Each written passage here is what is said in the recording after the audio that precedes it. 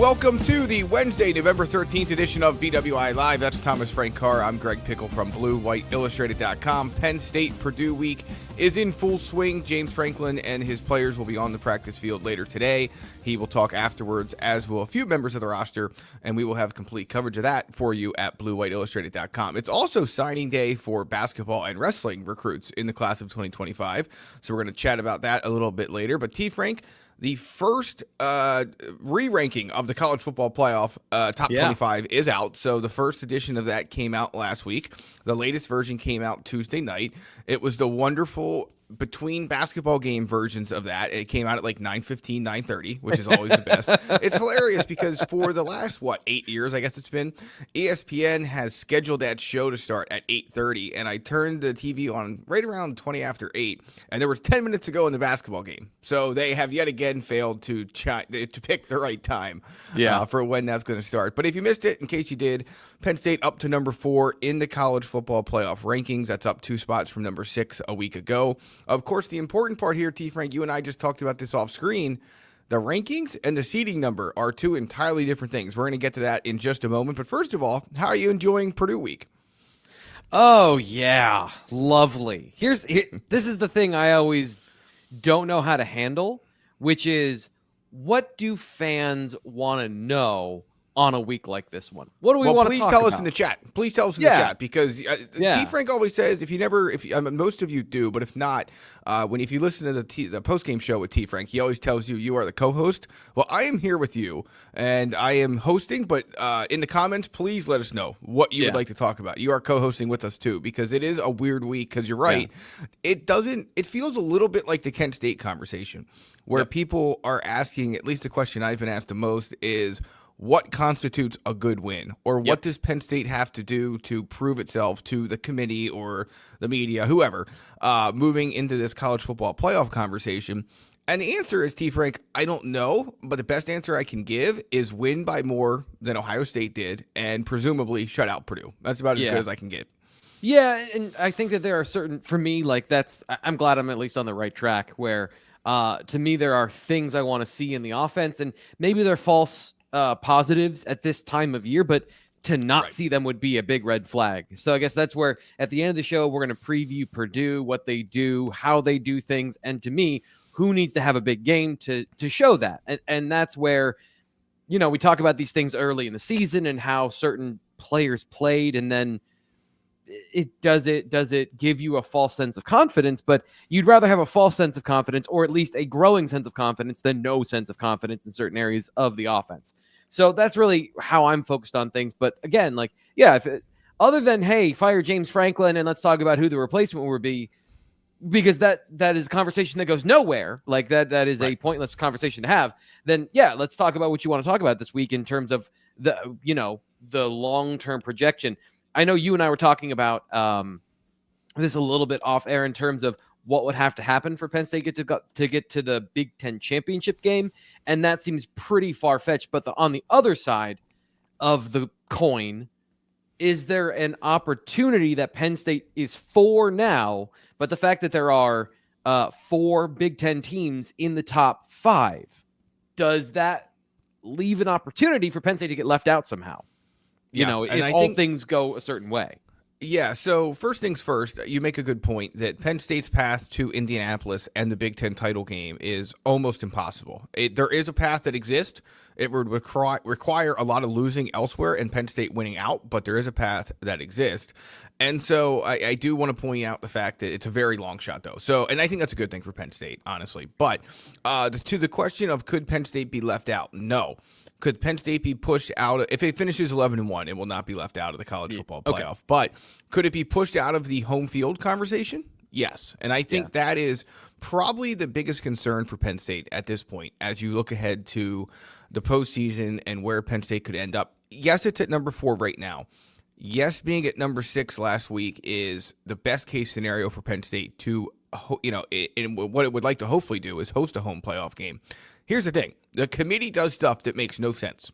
They did it last night with Tennessee. They do it every year. It's the problem with ranking teams, so some people would say that showing the process of how this all plays out is a good thing, and maybe it is. But the problem is they're not transparent about how the process plays out. Ward Manuel has to go out there and speak, the selection committee chair, has to go out there and speak for all those people in the room who he may have had a different opinion. The vote he cast may like not be the one he's representing. Decision, right. Exactly. Like it's like I'm here to represent the majority opinion more so than here are all the facts. Exactly. Yeah. And so it just really, I think, hurts the committee's credibility. But at the end of the day, no one cares. It's the same as NFL officiating. No one cares. You're going to keep watching. You're going to keep tuning in. They know that. We know that. And so it just is what it is. But when you look at where Penn State is here, again, it's not going to end up at number 4, even if it would end the regular season at number 4, because I think that Penn State will obviously not make the Big Ten title game, and thus, somebody will fill that spot for our conference champ. So, that's kind of where things are there. But I think Penn State's biggest concern at this point would be falling below where they would host a playoff game. So if you're looking at the YouTube show right now, the projected CFP bracket is Penn State at number 6, hosting Ole Miss number 11. That's the seeding, again, not the ranking. That was the almost complete common thought from the media who did projections prior to Tuesday night's release, so that checks out. I think Penn State's in a good spot to host a playoff game, T. Frank. I'm just not sure it's going to end up that way. We'll see. You and I just talked off screen that there are a lot of games left to be played, and a lot of teams, especially outside of the Big Ten, have a chance to win, quote-unquote, bigger games than Penn State will over the final 3 weeks of the season. But one thing that's interesting to me, and, there's a lot of conversation, T. Frank. I'm curious to get your thoughts here because it surprised me. But Brett McMurphy from the Action Network shared some analytics data from, I believe, Source Analytics this morning, that Penn State's strength of schedule is number 27 in the country, despite not having a ranked win, which surprised me. And I'm assuming that means the analytics really like USC, really like Wisconsin, the numbers beyond the numbers. We talked about that some last week, but if that stays the same, T. Frank, it's going to really, really help Penn State in this conversation moving forward. Yeah, and we're going to get into that in just a second, because that I think that's the realignment of our perception in top 25 versus Big Ten, ACC, all of those different factors, right? Where you've got these strong conferences that are expanding and adding new teams, and then you've got the rest of the conferences. So how do you view the competition within the conference and those teams that then kind of eat each other in the middle? And I guess so there are some teams. I would say the team right now that I think looks the best is UCLA. They've won 3 in a row, and they had good elements on that team to begin with. But they were, first-year offensive coordinator at the college level, and Eric Bieniemy, after being in the NFL for a long time, replacing a defensive coordinator. They had the talent. They just didn't have a way to put it all together at the beginning of the season. And now I have not watched the film, but they have won 3 in a row against Big Ten teams, which if you were to watch that team at the beginning of the year, you think this is one of the worst teams in the Big Ten. Like the way they play, all the things that happen on the field didn't look great. But then they started to find their sea legs. And so, some of these conversations do change and keep you. It's about the middle. It's not about the upper tier. It's about the big middle in a lot of these conferences. At least that's my interpretation of what we're looking at. Right. So one thing I do want to bring up here, and I can see if I can find it in the comments. I can. David says, why are we saying Penn State path to Indy is near impossible? It's quite simple. Indiana loses to Ohio State. Ohio State loses to Michigan. Not probable, but it's very simple. So first things first there, number one, that would, of course, means Oregon wins out and is one of the Big Ten regular season champ and the number one seed, so to speak, the home team in the Big Ten title game. But here's the problem, David, is that the part of the tiebreaker that would go to before anything else is the record of common opponents in conference play. Indiana still wins that tiebreaker over Penn State, according to CBS Sports, at this moment in time. So it's not as simple as that playing out as you listed there, with Indiana losing to Ohio State and Ohio State losing to Michigan. As things stand right now, Indiana would still win the tiebreaker. So we'll see how it all plays out. Obviously, there's a lot of football left to be played. And if anything, T. Frank, last week showed us that crazy stuff happens in this sport, and you just never know. One is not going to happen in West Lafayette this week, as we'll talk about here in a bit, but doesn't mean it won't happen somewhere else. Doesn't mean it won't happen to Penn State at Minnesota, though. After watching that Rutgers game, I already want to title next week's show, No, it is not a trap game for Penn State at Minnesota, but we'll talk about that next week. Yeah, for sure. I think that there are some. I think the worst thing that can happen is Indiana wins. because everything else is going to hold serve because Right. Michigan can't score.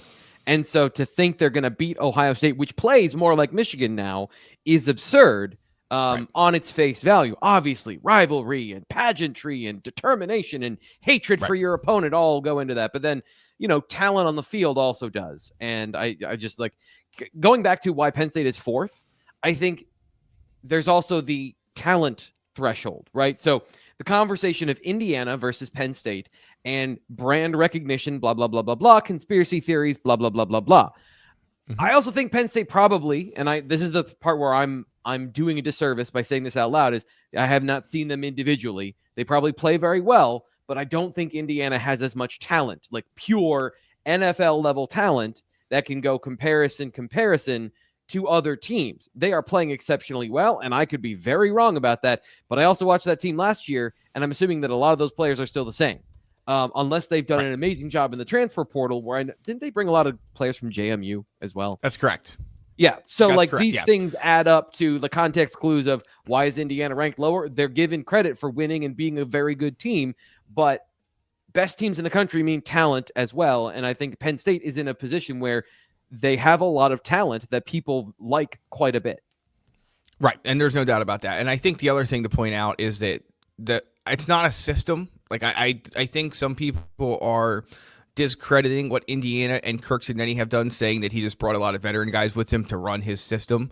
And look, if I mean, he said it himself, right? Google me, I win. Like he does win everywhere he goes. Like what he practices, what he preaches is very much successful everywhere he goes. And he has a lot of veteran guys who have been with him for a long time. So their success doesn't shock me. They also haven't played anyone. And so that's why that Indiana-Ohio State game is so interesting to so many people, because obviously it is Indiana's chance to either say, hey, we played someone and we won, or they lose and then they fall right out of the college football playoff conversation. I was going to say, if they lose, do they fall completely out of the rankings? Like, do they go to 13, do you think? Oh, yeah. I think if they lose, they're out, just based on where they are and with their strength of schedule metric. That's rough. Yeah. But again, also understandable. Right. And it's just, again, I think obviously the committee has shown it will do what it thinks is best and what it thinks is the right way to rank these teams. We've never seen them do that in a 12-team format, but based on everything I see, I just have a hard time believing if Indiana loses to Ohio State, they will still be in the playoff. But time will tell. And again, it's somewhat to the same conversation, T. Frank, about why Penn State is number 4. Indiana could also end up benefiting by losses that other teams have. And Penn State is number 4 because of its own success, but also because teams around it keep losing, which is a big part of it too. Yeah, I think that's a point that I thought about last night, and then I forgot to say here. So that's a very good point to bring up. All right. Well, it is the Wednesday, November 13th edition of BWI Live. That's Thomas Frank Carr. I'm Greg Pickel. We're going to get into some more Penn State-specific talk. But first, T. Frank, tell us about our wonderful Wednesday sponsor. Yeah, as you can see, I'm wearing my flannel, and I did that specifically because we're talking about woodworking. Rothrock Woodworking Project. Rothrock Wood Project produces local trees. They procure them from places here in Center County, brought down by natural causes, urban development, and municipal management, and they turn them into one-of-a-kind pieces, heirloom pieces for you and your family for generations to come. As you can see here, they do work with epoxy. So if you've seen on the internet, if you're a nerd like me and you like woodworking project videos on YouTube, epoxy tables are really cool. They take trees that have been damaged by fungus and nature and things like that and turn what would be unusable wood into something totally unique and bespoke. So what they can do with that is they can add in color. You're a Penn State fan. You want a Blue River table? They can make one for you. And again, I can vouch for this, having watched thousands of hours of this on the internet, wanting to be an amateur woodworker myself. They're really good. Scott, who you can see here on the YouTube channel, he's very good at this. He and Todd produce these tables that you can order. And, the cool thing is, they have now signed a deal with State College to take trees that have been removed due to municipal management. So you can literally own a piece of State College. If you're a Penn State superfan and you want a tree from State College Heights that is taken down, or you want one from where you used to live outside a dorm, across the street from your dorm room or your apartment building or whatever, you have a tree that you loved and maybe it's gone on to its next life. Its next life could be at rothrockwoodproject.com. workload.com. So you should check them out. They're going to have an open house. More details to come on that, so you can go check out some of the stuff they do.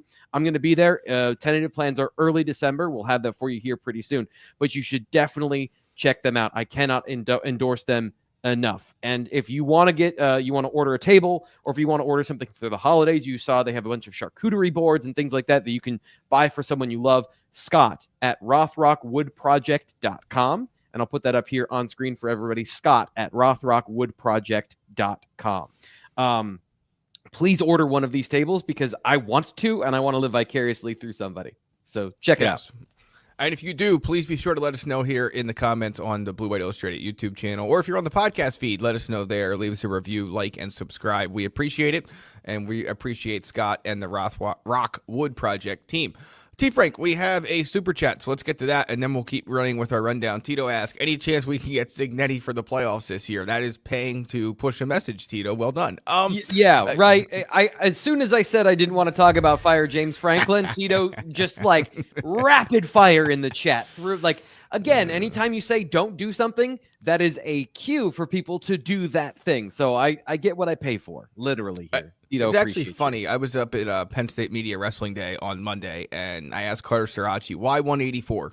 Obviously, if you don't know, 4-time NCAA champ, 174 pounds, moving up for a final season, talked about maybe going to 197, ended up at 184.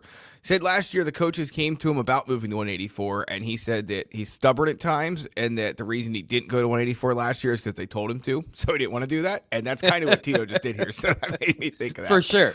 Yeah, Tito, thank you for your donation to the channel, though, and being here and supporting us. We really appreciate it. Penn State back on the practice field tonight, right around dinner time, happy hour, whatever you want to call it. They will be on the practice field, James Franklin and his team. We will be there for a practice viewing window, and then James Franklin will talk afterward. If you're a regular Wednesday listener here since practice started back in, I guess, August, we talk about what we want to see at practice, and we always talk about rushing to wherever the injured guys are. So, T. Frank, where are you rushing to on Wednesday my gosh, night? I have a pretty good idea. This is the worst one, because the running backs are never around. They're always in the worst possible spot. So Nick Singleton came out of the game. Like, if you watch it, you followed our coverage, he fell on his head after his final run. We've been doing a better job of, James Franklin isn't going to talk about these injuries. When they happen on camera and we have the evidence, I'm going to talk about them. So he fell on his head, and then he wasn't in the game anymore. He had a very good game up until that point. So is he healthy? And we're not going to be able to speculate about the nature of the injury and how he looks, but is he there?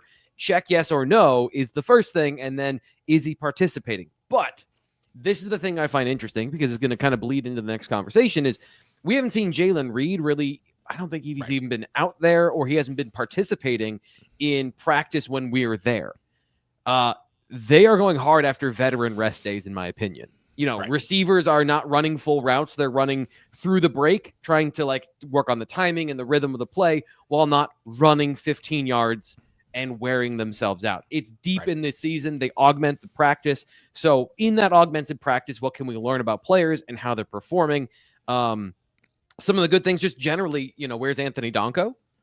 What's his progress like on offense? I've been with the offense every single every single practice this year. So just watching how they get guys into the lineup and how they work around that, I think that is, partially illuminating, gives you a sense of where they are on Wednesday. Doesn't mean that's going to be where they are on Saturday, but it gives you a timeline of progress. And he was much better last week, but there were still some times I think he was taking a couple of those reps off. I think he does need to get some more, he's not a player I'm targeting as he needs veteran rest. He needs to get back into the groove of things. As long as he's healthy enough to do so, you don't want to be pushing any injuries. And then the receivers are the receivers. Just watching them each week doesn't really give us a whole lot of information on whether they're going to be good. That's more about the opponent.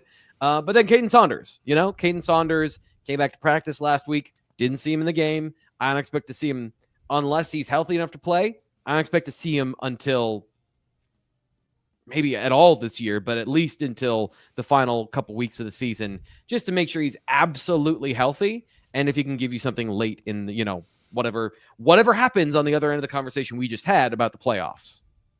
Right, exactly. So we'll see on that. He was not in the boot on Saturday when he was walking around the field pregame, but he was back at practice last week. James Franklin saying as you could watch every week here on the Blue Wire Illustrated YouTube channel, his Wednesday news conference last week that they were hoping to get him back soon. Time will tell there. One thing on Donko, I asked him after the game, T. Frank, I was very intrigued by the number of snaps he played and also that he was healthy enough to come do post-game interviews. Because I'm not sure, just so everyone's aware, if a player is hurt, like Nick Singleton, for example, they're not coming to the post-game interview room. So the fact that he was able to play that many snaps against Washington, number one, and then number two, was willing to come in and do interviews afterwards, really said a lot to me about where he's at. And I asked him how hard it's been, and he said, it's been a battle, but I've been doing a really good job working with trainers and communicating to Coach Troutwine and Coach Franklin about how I'm feeling to be able to do what I can to help the team win. And I thought that was interesting because clearly that was what he's been doing all year. And I think he really took a step, at least from my opinion, this past week in that progress towards maybe not having to have those conversations as much anymore. Yeah, his run blocking was good. And that's surprising given, like I said a couple weeks ago, the left side of his body didn't really work because he had a bum left shoulder and a bum left ankle. And I don't know how to play football with half a body, but he was somehow trying to do it and did it pretty well. That Ohio State game was a turning point where he didn't start, and then he came in and still performed well. And then this past game, no pressures allowed. And in the run game, I thought he was one of the reasons why they were able to run the football a little bit better. He's still not where he needs to be from a explosiveness perspective, but he's finding a way to produce. And I think that's really important and something necessary. Now, the other side of that is Washington doesn't have any pass rushers that could scare him. So he's still a little slow into his pass. Did you see what Jed Fish said after the game? I don't have the exact quote in front of me, but it was something to the effect of like Penn State's lines outweighed Washington's by like 1,100 pounds. And you could tell. I don't think that's true, but you could tell there was a major difference at the line of scrimmage. They've got some fluffy defensive tackles and offensive linemen. That is not the reason that they lost. They lost because those fluffy offensive and defensive linemen are not as athletic. They're just Well, there's one guy to point to, Bangayawani, right? Yeah, big difference. Yeah. Big difference. I'm trying to pull this up because that's like get to your question in 1 second, David. I'm going to find that. I'll find that quote for you here in a sec because he did say it, and then now we'll just go back and forth debating it. Super chat here from our buddy David. Thank you as always. Does it surprise you that Andy Kotelnicki hasn't used more screens and end arounds, jet motion, the screens, etc., to get the ball to people not named Tyler Warren? Really interesting question, and we'll get to it a little bit in the snap count, I think, evaluation. Maybe not, but we'll get to it now as well, since David was kind enough to donate to the channel. So I guess let's have a broader conversation. This wasn't on the rundown, but that's how the show works. So T. Frank and I talk every Wednesday morning about what the rundown is going to be, and I told him this morning, I said, it's going to be one of those days. We're just going to kind of go everywhere. So let's go down this path and see where it takes us. But has Andy Kotelnicki's offense lived up to what you thought it would be? I mean, if you go back through all the film study you did in the offseason, all the time we spent here on the BWI Live show, telling Penn State fans what you saw, what you thought it would be, what it could be, versus what you've seen as of November 13th, where are you at with that at this point? I have been struggling to not say I told you so, because I find that to be the most obnoxious thing a person can do is to just be like, there was a clear problem with the personnel fit at quarterback and what Andy Kotelnicki did at Kansas. And when I said this offseason, I don't think they're going to go full Kansas because of that and go more dig into what they did at Buffalo and what they did before. That's more of what I was expecting. And then they went full Kansas. And so, looking at a couple of the things, and this is where I'm going to save some of this for later in the show, talking about Drew Aller and talking about the way the offense operates. And I've written about this, the schism of like the reason they're using Tyler Warren behind, like at the line as the quarterback, is because that's the type of quarterback at Kansas that generated these explosive plays. Except that guy was a passer. And so that's where the explosive plays have gone. And to me, that's the major thing is where are the explosive plays? That's what he was expected to deliver. So when they started out with more of a, and I should be fair here, they started out with more of a traditional run game that was explosive. And then Donko and Singleton got hurt multiple times. Those are the explosive players in the offense. So that's a huge problem. Right. Because the traditional run game goes with the traditional passing game. And when you don't have that support, it becomes harder to do all these things. But when you talk about the secret sauce, the what Andy Kotelnicki did that was like really innovative, it was generating those explosive plays out of option football, which doesn't fit. That part I always thought was going to be a hard thing, which is why they've played Bo Prabula so much and why they pivoted to Tyler Warren. Two reasons behind that, which I think is something that when we get into our snap count discussion is relevant, but also not the main focus. And because Prabula was not as effective at being a runner in those situations. So yeah, like it is not what it is. Everything I expected. They're trying to do the things I expected, but they're also unsurprisingly not efficient at those things. And it showed up, of course, in the Ohio State game and in some other moments when Penn State needed points. They did end up getting them on the road at Wisconsin at USC. Maybe not exactly how Penn State fans would have liked or preferred, but certainly they did end up getting the job done. It is the Blue White Illustrated live show. It's Wednesday, November 13th. I wanted to do the promo, T. Frank, but I cannot find our snazzy graphic here. We might need you to help me on that. But join Blue White Illustrated. It's in there somewhere, I'm sure. There it is. All the way at the top. Join Blue White Illustrated today, bluewhiteillustrated.com. It's a special offer just for you guys here on the YouTube channel and the podcast feed. $1 for 2 months of access. You use promo code PSU1 at sign up. That's promo code PSU1 at sign up for $1 for 2 months of access to bluewhiteillustrated.com. Sean and Ryan have been crushing the whiteout reaction from a recruiting perspective. They will be here on the channel on Thursday for the whiteout week recap and looking ahead to the rest of November. Signing day, T. Frank, it's coming up. I just looked at the calendar and I forgot that they moved it to December 4th. So usually it's that last week second to last week, rather. Last week before Christmas, second to last week of December. Which one is worse, right?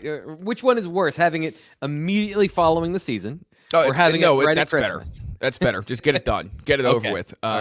Could you imagine trying to cover signing day, the day like 3 days before Penn State plays its first ever 12-team college football playoff game? No. Absolutely not. And nobody would care. That'd be the other thing. We'd be trying to talk to a lot of different people about a lot of different things, and none of it would go well. But anyway, if you want the latest, go ahead. I know I'm derailing you, but I got to follow up on a point on the Jed Fish point. So Penn State's offensive line is big, right? So they are big across the board. There's no way around that. But when we talk about the Wisconsin defensive line, they've got edge defenders that are 282, defensive tackles that are 305. 292 for an edge defender. So across the board, they're almost 300 pounds. They're not across the board 340 pounds because that's not how defensive lines work. Are you serious? Are you serious? Here's the quote from Jed Fish. Jed Fish was asked, has the switch from the Pac-12 to the Big Ten been a huge adjustment? He said, yes, this team has been recruited as a primarily Pac-12 team. It's a huge adjustment. The Big Ten is a lot of physical big guards and defenders. As we continue to go eastward and play these games, as you can see, the offensive and defensive lines are set about 1,100 pounds heavier than ours. It's tough, and we just got to get more physical, is what he said. Okay. They also have guards that are 330 pounds. Now they're not very. I think the physical part of it has a lot more to do with it than the weight. Yeah, no question. Yeah, for sure. Yeah. So at any rate, join us at bluewhiteillustrated.com for the latest on the team, for the latest on recruiting. Signing day is coming. Basketball and wrestling are kicking into gear, and we have it all covered for you at bluewhiteillustrated.com, where it's $1 for 2 months of access with promo code PSU1. T. Frank, it's snap count time. So this was a really interesting question you asked James Franklin to end his Monday news conference. I did not, unfortunately. I didn't listen to it on the way home from Penn State Wrestling Media Day, but they double dipped there, so I was not able to listen to it live. But it was a very good question. It's one that's been on my mind, clearly on yours, and I think probably most of you listening here or watching as well. Penn State starters have played a lot of snaps, and as James Franklin continues to rightly discuss the fact that the season could be longer than it's ever been for a college football player, it's a reality that Penn State has to deal with down the stretch here of balancing rest and game action while also winning the game. And it's been a big topic of conversation over on the Lions Den message board, which you can access if you're a subscriber, premium board. Promo code PSU1, $1, 2 months. We might set a record for promoting that on this show, T. Frank. But it's been a big discussion over there, especially going into this game against Purdue, where from the outside looking in, it looks like the kind of game you could change your travel roster for to not take some of your stars because Purdue is that bad. Penn State's not going to do that. Don't get any crazy ideas. But Fact is that they have a lot to figure out. James Franklin talks a lot about those Thursday night, Friday morning meetings when they sit down as a staff and decide the snap count, things like that. They got a lot to discuss this week, T. Frank. We're going to get into why here in just a moment, but we're going to start on the defense. And the first point you make here, I want to set it up here. Yep. Yeah, let's set it up with his response, because I think that sets the table for. We spent so much time discussing other stuff before we came on here. I didn't even look to see what we had here. Yeah, go ahead. So this is the so I'll play it. This is the answer to T. Frank's question from James Franklin, talking about the snap count and the starter situation Penn State finds itself in with 3 games to go. I think good, but like that's kind of like where all this has become challenging, right? The Big Ten is not the Big Ten that we always remember. Like the SEC is no longer the SEC that we all remember. When you bring these teams in and you increase the competition week in and week out, this is not your grandfather's Big Ten. This is not your father's Big Ten. And same with the SEC. So you're not going to have these lopsided games that you've had in the past. It's going to be more like the NFL, where a lot of these games are one-possession games. I think we're positioned fairly well right now because we've been very, very strategic. I know you guys get probably sick and bored of talking about red, yellow, and green, but again, I think those conversations are more important than what they ever have been.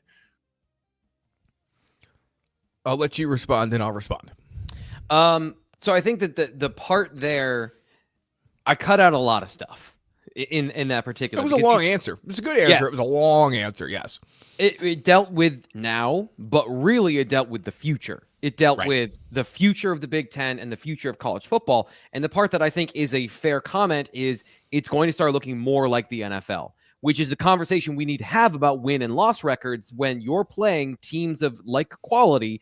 And, just looking at an 18-team league, it's not a top and a bottom anymore.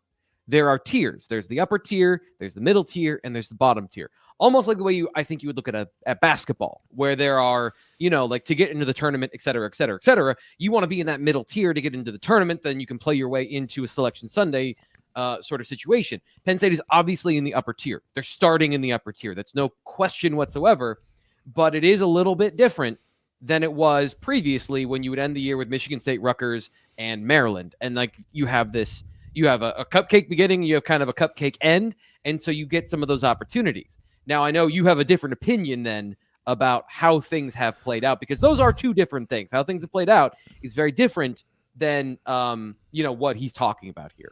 Yeah, it's probably no longer as strong as it was when I shared it with you pre-show, but I do damn, I was hoping for some flamethrowers. No, it's dialed back a little bit. I've given it some more thought, but I do think that part of his answer there when he's talking about it's, a more competitive Big Ten, yes, it is, but the Big Ten's top-heavy. Penn State's at the top of the top-heavy, and it has not closed out opponents the way that it needed to get starters in or starters out quicker and backups in. And that's on Penn State. It has nothing to do. Washington was traveling across the country on the back-to-back road trips.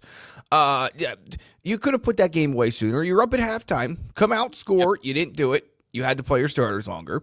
UCLA, Illinois, all similar stories. UCLA better than I think Penn State fans gave it credit for the way it's played the last couple of weeks, definitely. USC, the analytics love USC, even though the record may not look like what the analytics say. But so I get his point to an extent. I also am not. I think it's wrong, and I'm not saying he did this, but it came off that way, and that's kind of how interviews work sometimes. But it's not. That's not the only reason. Like Penn State facing quote unquote more competition. Hey, pull away from Bowling Green. Don't let Harold Fannin make your game competitive in a non-conference slate. And that has nothing to do with the Big Ten. But Penn State has, in my opinion, just not had enough. And we talked about it before. That killer instinct of we're going to put you away and we're going to say that's it. Penn State is much more likely to go 6 plays, 80 yards, and kick a field goal. And that does not get your starters out of the game. I would say 12 plays, 80 yards. Yeah. That's 12 the way plays, 80 yards. And has worked. Yeah, so that was, and we're just going. Again, we talked about this before. This show's just going all over the place. But a lot of people are asking me why the Penn State Purdue spread was only 28.5. And I think that answers the question. The answer to that question is what we just said. Yeah. I don't think there's going to be enough possessions in this game necessarily. Now, I think Penn State's going to win this game like 50-0, so I do think they're going to cover. But from a point spread perspective, Penn State has proven that by and large, if it's going to score, it probably isn't going to do so in quick fashion for an entire 60 minutes. Yeah, that's exactly right. And that's where we talk about, we had the conversation earlier about the offense, and that's the missing piece. Where's the play where you go over the top or you go through the defense as a running back or a receiver and you just win? Like, you just get a touchdown. Right. There have been times, whether it's the quarterback or the receiver or the running backs against USC, where they were designed correctly to get a one-on-one with a corner or, a weaker safety to generate an explosive play, and they didn't. So there is execution involved, but it's also the offense. This offense is not fast-paced. They don't run a lot of plays. They take time between each possession. They huddle. And so they don't have as many explosive opportunities. And therefore, when you don't take those or make those explosive opportunities, you get, and I always come back to this, like Minnesota 2019, because it was such an extreme example of ball control, where they wanted to be Army, essentially, and like hold the ball for half the game after they get up like a one-score lead. Penn State has been that this year. And so I want to put this back up again. And I think it is fair to say Illinois is a good football team. UCLA is a good football team. Penn State should be a great football team that puts away a UCLA that just lost its starting quarterback and is playing a backup. That's fair. Wisconsin, obviously they ran over Washington, and then USC is their only team that they've played in the bottom 6 of the Big Ten. So basically, they've played the meat of the Big Ten in the middle, and they'll have one more opportunity to play another team in the top half, whether you think they're a fraud or not in Minnesota. That's where they rank right now. I do. And then Maryland, and then they close out with Purdue and Maryland, obviously at the bottom of the Big Ten. So it will balance to the bottom. And I think you're right. There are 4 teams and then everybody else. Because if you look at the records, Penn State is 5-1 and in conference play. So is Ohio State. And then everyone else is 4-3. And so like there is a very clear difference between the upper half and then everybody else. But I don't think the middle, I guess my point is I don't think the middle is as bad as we want to say, because they're having to consume each other each week and play harder teams than they would have previously. Right. No, I agree with that. And I think that goes back to the strength of schedule discussion we had earlier. And I'm surprised Penn State is number 27 inside the top 30 of every strength of schedule metric out there. But it's ignorance on my part, clearly, because they're all the same. If it was just one that was an outlier in terms of the models and data and statistics used to come to that conclusion, that'd be one thing. But they're all in agreement that Penn State has obviously not the toughest schedule, nowhere close to that, but a much more respectable schedule from a numbers perspective than I think people would get if they just opened up a webpage on bluewhiteillustrated.com and went to the schedule page and looked at who Penn State played. I think they certainly are getting more respect in the analytics community in terms of the schedule than they are on paper. But you're right. And this also has very little to do with snap counts. We'll get there, I promise. 9-3, right? So Illinois has Michigan State, Rutgers, and Northwestern. Like maybe they lose to Rutgers, maybe they lose to Michigan State. I don't know. Like Michigan State throws the ball a lot, but I can't see Illinois not finishing 9-3, which is a respectable team, but they're not ranked in the top 25, right? So there's a little bit of, they were ranked when Penn State beat them. They were not ranked the rest of the season, partially because Penn State beat them, and maybe they will by the end of the season if they finish strong. I don't know, but these things are more in the middle, close together than they were previously. And now I am repeating myself, Greg. It's just one of those days, buddy. It's mid-Purdue week, and that's just where we're at. It is the Blue White Illustrated BWI live show on November 13th. Thomas Frank Carr, I'm Greg Pickel. Let's get into this snap count conversation more in depth. We started it and then went way off the rails. But I want to go back, and I'm just going to blow up the rundown here, T. Frank, because this one caught my eye. I got to find it. There was a question in the chat about Amari Evans. You and I talked about him off screen, but I want to talk about the receivers in general when it comes to the snap count situation, but also the one note you have on the rundown is kind of all ties together. At least it does in my scattered mind at the moment. But Tyler Warren, the Mackey push versus resting him. What's the right call there? And regardless of how Penn State decides to play that over the last 3 weeks, can it get the receivers the ball more, as it seemed to try and do against Washington? So let's start with here's the this is Christian's question. It seems Omari Evans has not been involved as much since the USC game. Do you all agree? Let's cover Tyler Warren and then get to that one. So Christian, we're going to come right back to you. Hopefully you're still out there. But Tyler Warren, what do you do with him? I think it's a game by game question. He has to be beat up, right? Like, I watch him. I mean, some of the hits he takes, some of the situations he finds himself in, it's extraordinary that he is as healthy as he is, I think. I'm sure he has bumps and bruises. Everyone does in college football right now. But it's right. What is the balance of playing him his regular number of snaps as he tries to set more records, as he pushes for awards, versus saying, hey, let's not take any more chances with this guy than we have to? So it comes down to efficiency, right? Right. Throw him the ball over the middle and get 40 yards on reception. See, this is the thing. It's built on moments because this is a popularity contest. It's a stat contest and a popularity. Do you remember the last thing about Tyler Warren? So let's think about the highlights of Tyler Warren. The USC game is number one, where the fact that Paul Burmeister was talking on the peak, and I don't normally do this. I don't normally say, hey, that was really bad. You want to go down that? You want that to go down broadcast that rabbit hole? Was terrible. Yeah. They were so bad. They were saying factually incorrect things that were easily disproven by having watched the game. Like Tyler Warren got his first catch of the game on his second catch. And the fact that like he wasn't being targeted all that much. I'm like, he's the second leading targeter on the team right now. If you expect every game to be USC because that's the only game you watched, then yeah, of course he's not getting a lot of targets. He ended the game with 11 targets against Washington. So it's about moments. He has the leap over Washington's defensive line where he crowd surfs for a touchdown. That's a moment.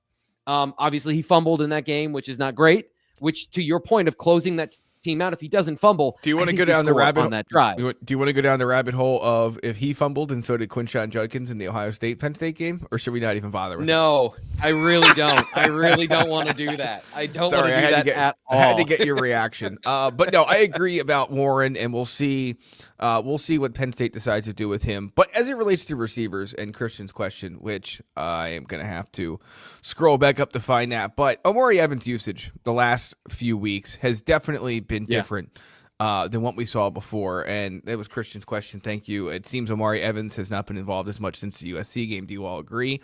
I don't have PFF in front of me. I'm assuming you do, or at least have some kind of facts to back it up. So I'm just going to turn things over to you. I mean, from the eye test, there's no question. But what do the numbers tell you? He's had since entering Big Ten play against Illinois. He's had 3 catches for 31 yards since week 5. So that's bad. He's had 6 total targets, which is also not good. He was always going to be a shot play receiver, a one. I don't want to say a one-trick pony, but James Franklin talked about getting him involved in the offense in other ways, which is why they gave him an end around the other week, right? Because they need to get his speed involved to create explosive plays. And there is something wrong in the passing attack where he's not getting those opportunities, whether that is formulaic in terms of, I mean, I've said this every week. Omari Evans is lined up in the slot. He's going to run a big post. Drink. Everybody knows what's coming, including the defense, like watching Ohio State play him. So if you play head up, right, and pick a side for the inside of the field. Let's say this is the inside of the field, right? Okay. The Ohio State defensive backs knew he's going to run a post, so they've played him like this. Like, hey, you're not going to go over here. We're going to stop you from going this way. So everyone knows what Omari Evans is going to do when he's on the football field. So they need to find different ways to get him involved in the passing attack. And he also runs a certain function to get other players open. But this is the whole thing. If you don't throw the ball deep, this is like, it doesn't matter. Like that threat doesn't exist anymore. Now against Washington, the difference was they played so bad in terms of schematic predictability that it didn't matter.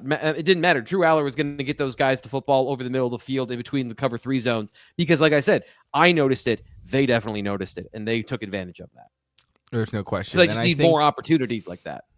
I just think it's the long-running receiver conversation that just hasn't changed. And so I guess I'll just lead you into the next part of this snap count conversation, which is not going any way, shape, or form how we planned it to. But that's all right. How much is Tyser Denmark going to eat into the receiver snaps now that there's only 3 regular season games to go? You're welcome, buddy. I don't know if you wanted to talk about it. You're talking about it now. I think that, look, I'll give you my thought, and I'll let you think about yours. But to me, the Kaiser Denmark conversation has become a little bit exhausting, at least for me, because I think it's clear. Yeah.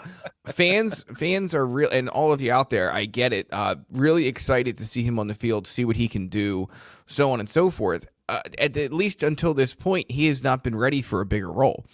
And you can watch all the high school film you want. You can look at the Big 33 performance, so on and so forth. You can listen to all the things scouts and everybody else has said about him. But he's clearly not been ready. Like, I guess where I come down on it, Frank, is if you think Penn State is like, It's we could beat Ohio State. Shirt, right? We could beat Ohio State, but yeah, we're going to save a year of eligibility. Like, no, they're going to put him on the field. So if he was ready to, which it was not the case, is he ready to this week at Purdue or down the stretch? We'll see. But the conversation around, the savior aspect of that, I think it's unfair to the kid. And I think that, sure. Yeah. And I think that you have to, the worst thing you can do is rush his development and find yourself even further behind at the receiver position than you already are. Yeah. Rob is getting again. Has he earned playing? Rob asked, has he earned playing time that he hasn't gotten? I doubt it. Yeah, exactly. I mean, I don't have any question that he looks he good. Looks great. He does, and I'm sure he's improved during this first season on campus. But you can't change the fact that he didn't get here till the summer. Yep. You can't change the fact that the adjustment, like what it takes to go from high school to college, is huge. Now, if you want to say back to me that, hey, look at what Corey Smith did against Washington. Okay. That was at the end of a game in a blowout situation with a team that had quit at halftime. So not saying Corey Smith can't run wild against Purdue this week, because he could, but I think you're moving the goalpost a bit if you point to that and say, well, put Denmark in, all of it's going to change. Because also, obviously, Drew Aller has to throw it to him then, too. So there's a lot of things that go into football beyond just, are you good at catching and running routes?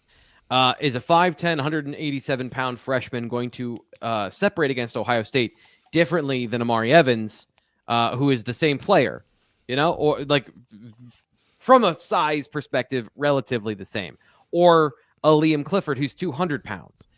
Maybe. Honestly, maybe. Right.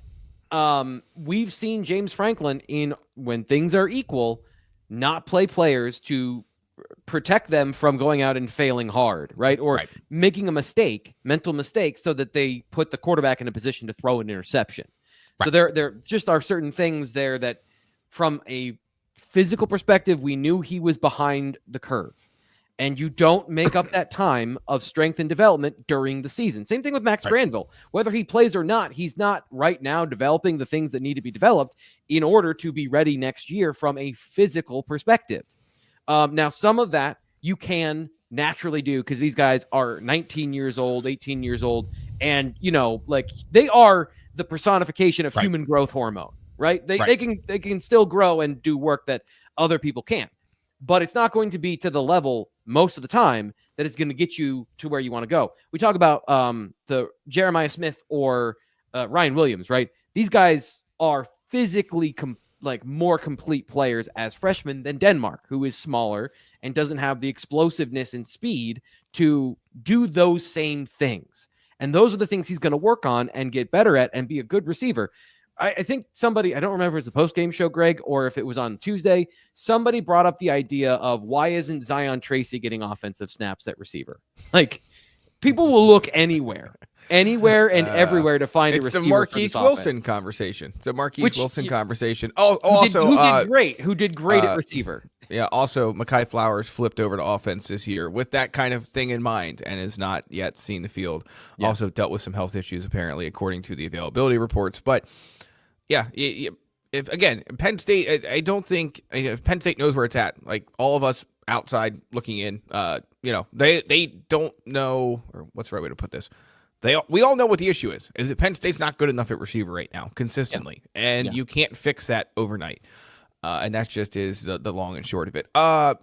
Okay, snap count conversation. We're so far afield on this. It's all good. But I do want to talk about the safeties, because that's at the top of your defense rundown, and it's a great jumping off point. Because when KJ Winston Jr. got hurt I guess he got hurt against West Virginia, played half the Bowling Green game, and then has not been on the field since. it drastically changed. And I don't think Tom Allen and his defense are getting enough credit for how they're playing based on the change that injury caused to this defense. And so that has led to a lot of snaps, way more snaps for Jalen Reed and Zachy Wheatley than they planned for. Yeah. And I am curious to see how Penn State navigates that down the stretch, as I imagine you are. Those guys need a break. Will Penn State be able to get them a break? That's the big question. There's a couple of compounding factors here. Penn State has adapted and adjusted and has played Cam Miller and Zion Tracy in the slot. But the problem is they don't have an actual honest-to-God safety to take any snaps off these guys. So you have to have those guys who are very fundamental to, being safe on defense and not giving up explosive touchdowns. You have to have those guys on the field. And there is no depth behind them at safety. So, I kind of just I did all of the snap counts over at BlueWhiteIllustrated.com, and I compared them to see what James Franklin was saying in terms of we're good, we're not good, where are the pain points? And guys that have redlined their availability so far this year, number 1 and number 2 are Jalen Reed and Zachy Wheatley. They have played more snaps than anyone on the football team. Jalen Reed has played more snaps than anyone on defense by a mile. I'd also add Tony Rojas in here because he's also played nearly 400 snaps while not healthy. And that has compounded the feeling about Tony Rojas that he hasn't even had a chance to, take any time off or take some plays off. He's been under the gun the entire time.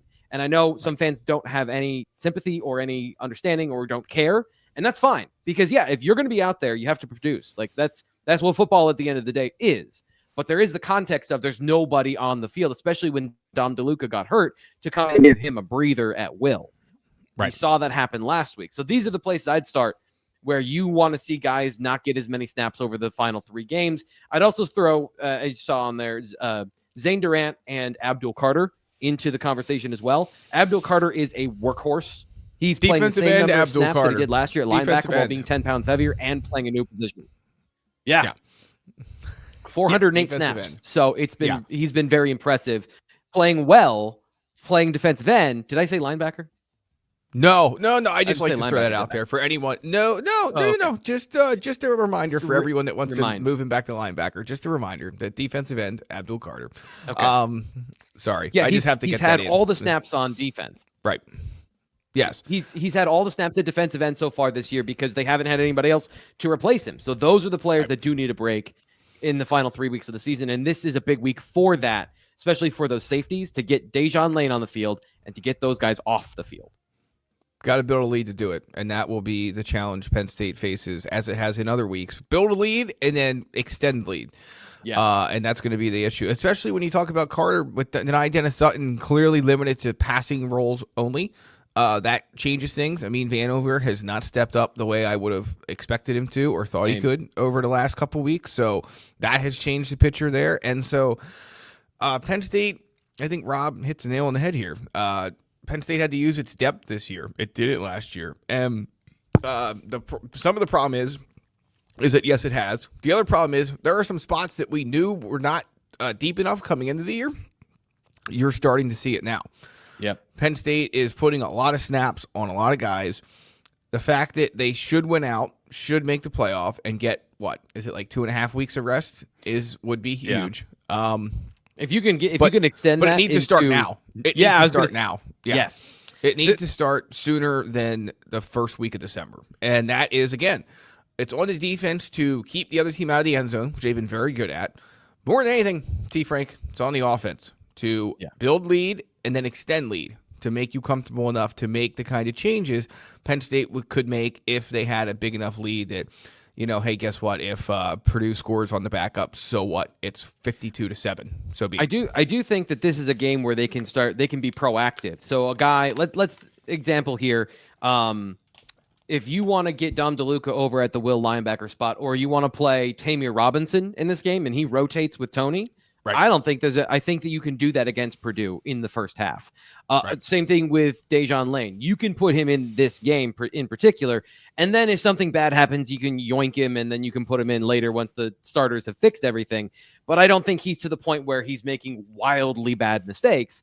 So I do think the only problem is that it's a road game, so they don't have the full roster to take with them in order to really churn the depth. But if you get Jalen Harvey a couple snaps in the first half at defensive end, or if you play Alonzo Ford more in this game, I think you could see a little bit less of some of those starters.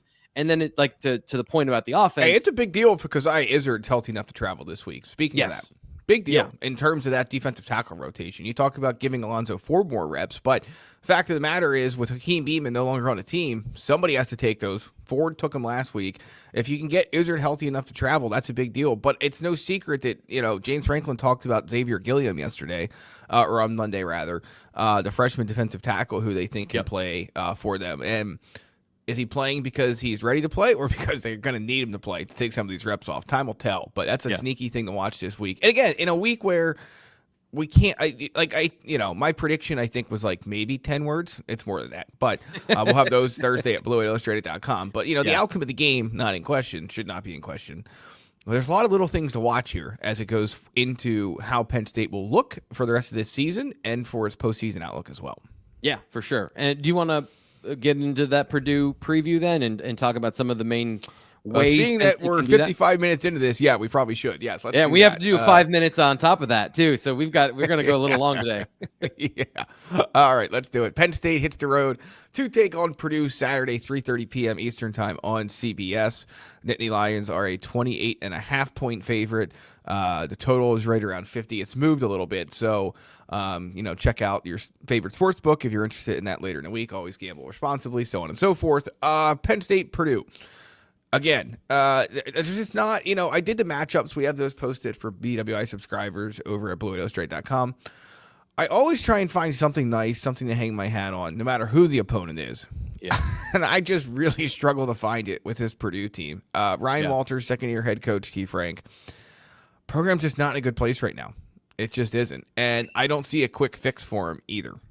Especially with the way they play football. And to me, this is when James Franklin talked about this, and sometimes I feel like he's talking right to me during his his opening statements. He's talking like, if you guys follow Illinois, they play exactly like Illinois, and like they run that defense. So I'm like, okay, I know what to expect when I turn on the film, and oh boy, do they. Here's a stat for you that I found today after watching a little of the film this morning. They run man coverage 71% of the time. I don't know that I've seen a team that runs one single style of coverage that much anywhere. They are like even Illinois doesn't run that this year. They didn't. Is that run good that or bad news for Penn State's receivers this week? Great news. It's great news because here's the thing, and this is kind of my philosophical question. Is it better to run your stuff, build your program in your image, and tell recruits, hey, this is how we want to use you. This is the way we want. We need you because we need X. Or do you win and say, hey, this is what we believe? Like try to win the game, adapt to the talent you have. Purdue doesn't have a whole lot of talent to begin with, so it doesn't. I don't know if it matters, but usually teams that have less talent play zone because it's you don't need as much elite athleticism to play zone. You need to have instincts, understanding of the game, veteran savvy, blah blah blah blah blah. They're playing like what it. If you are like they play like Penn State in a lot of ways where like we have better talent than you. We're going to play man coverage and you're not going to have anywhere to throw the football, except this team doesn't have that. So everyone has everywhere to throw the football. Right. Penn State has to throw for 400 yards in this game. Like I know they could also run for 200, but if Drew Aller is not dealing, I think that's really bad. And there's something that I've noticed. Oh, come on, HL. Don't do that to us this week. Not happening. Not happening. I get it, but this is the Penn State road fan concern thing. No. If you want it, I again, we'll talk about it next week. There's no Rondale Moore over there. Rondale Moore updates Purdue or Ohio State because they had Rondale Moore. Right. Hey, look, if you want to worry about Minnesota next week, I think you're crazy, but I could understand it. If you're worried about Purdue, I'm telling you, don't do it.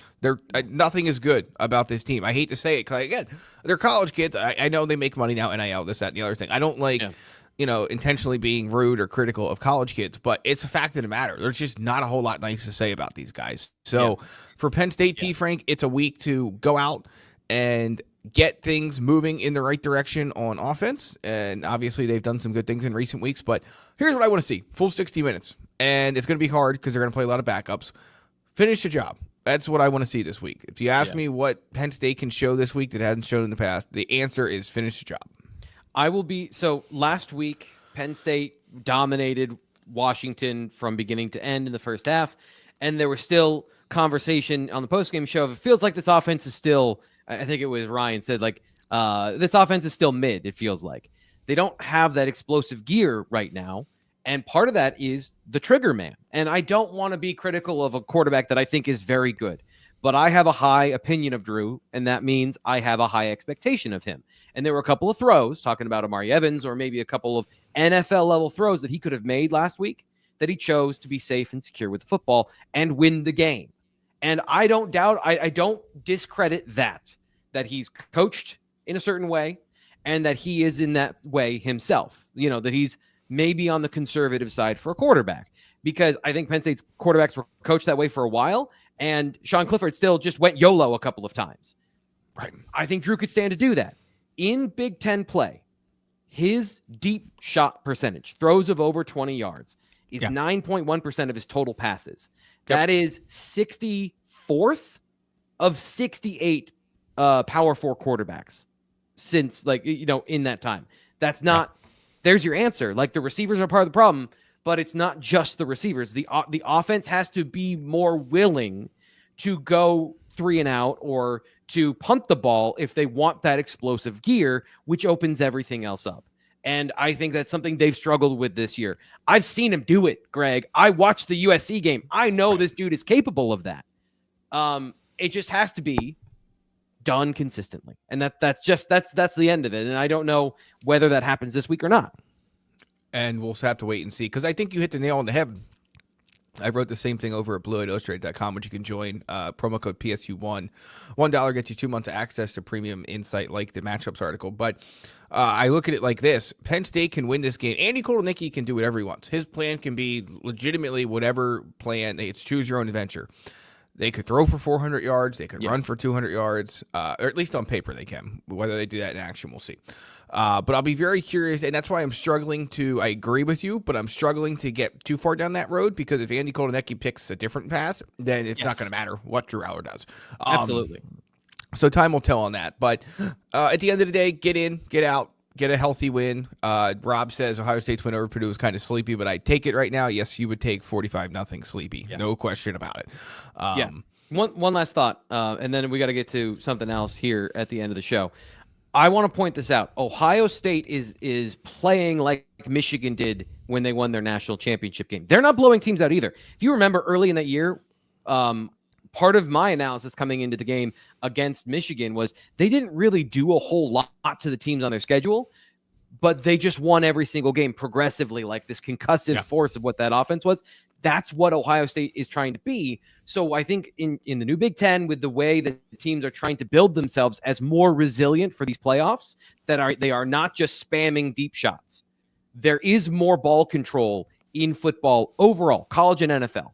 So that is also in this conversation, and Penn State is in that lane of being that type of team. They just need to be more consistent and efficient and take a slightly higher percentage of those deep shots to be in that category. And I think that's the last hill for them to get to.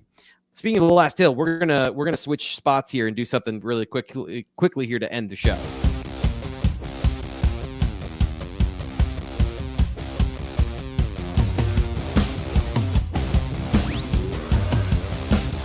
Breaking news this morning as we're going to pivot to wrestling.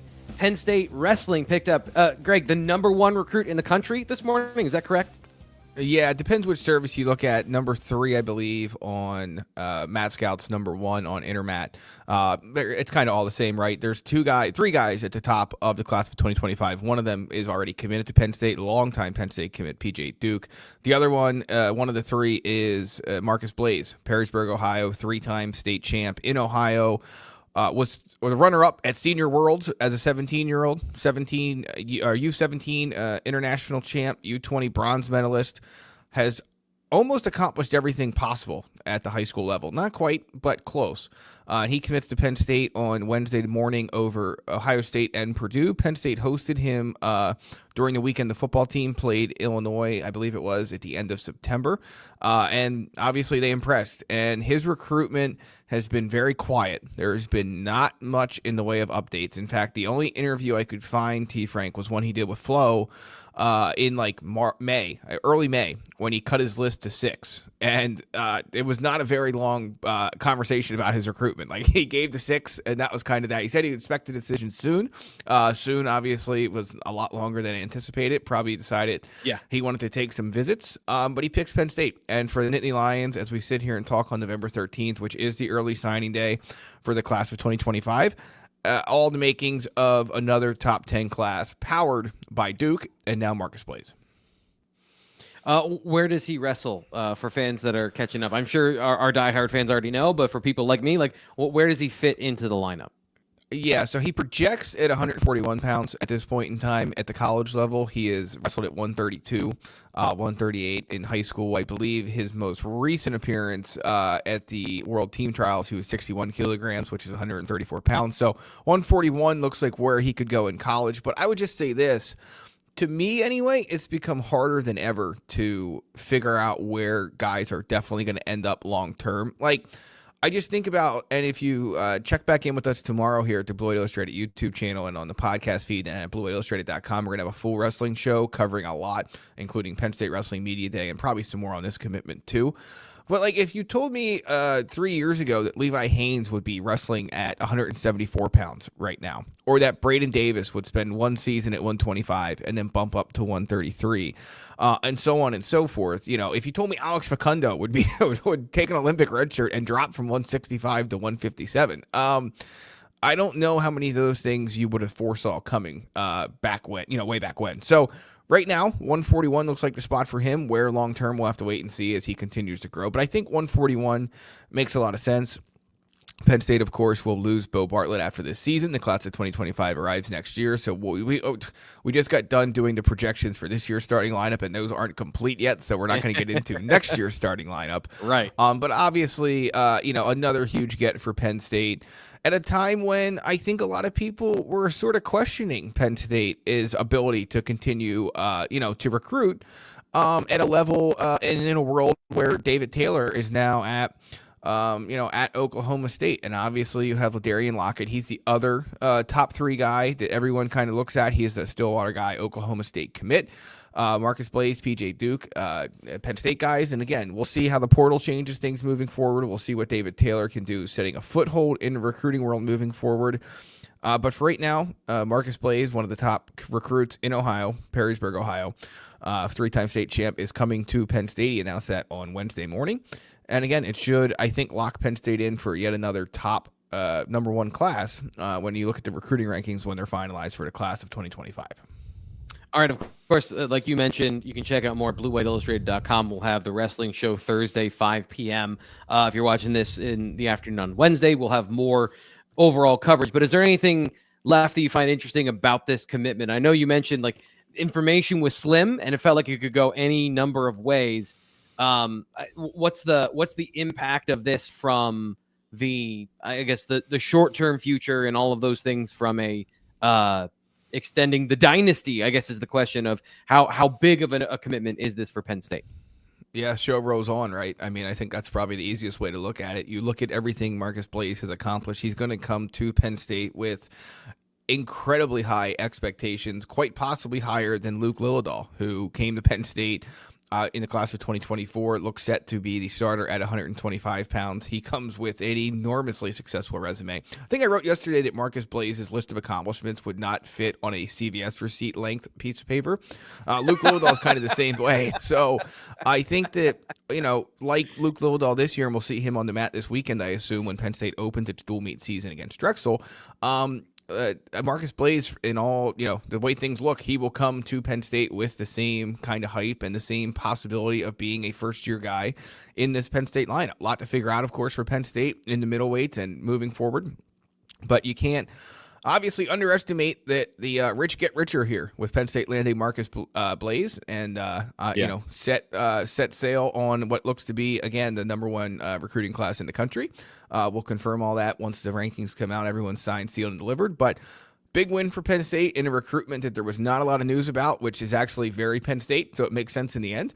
Penn State wrestling, indeed. But good win for Cale Sanderson and co., a recruitment that went the distance, and it works out for Penn State as it tends to do. They get who they want, and they get who they get. Doesn't always work out that way, but more often than not, it does. And it's a good win for the Nittany Lions as they get ready for the 2024-2025 season. Like we said, if you like wrestling, if you check out our football content, check out our wrestling show. I'm very excited. Our fastest growing show here on the Blue White Illustrated YouTube channel. Appreciate everyone checking this out. We'll be back with more of the BWI live show later this week. And of course, the wrestling show Thursday, chock full of Penn State content. I'm Thomas Frank Carr, Greg Pickel. As always, subscribe here to the Blue White Illustrated YouTube channel so you don't miss any of it. We'll talk to you in a bit.